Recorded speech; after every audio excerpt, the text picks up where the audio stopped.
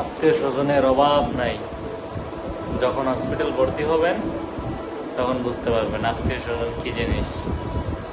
কারোর এই সমস্যা, কারো ওই সমস্যা, কেউ রাত্রে আসবো, কেউ দিনে আসবো, ওই করতে করতে আপনার 1 সপ্তাহ পার।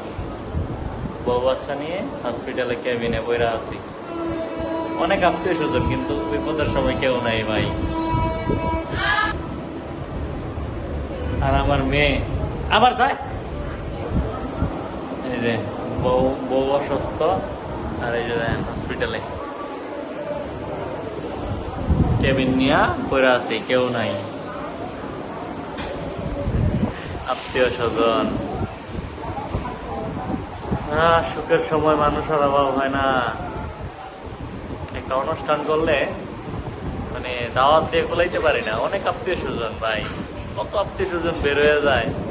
অথচ আপনার খারাপ সময়ে আত্মীয় স্বজন ফোন দিলে ফোনও রিসিভ করে না, এমন একটা অবস্থা।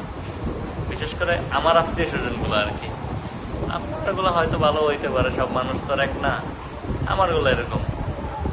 এই যে আমার মেয়ে দেখেন,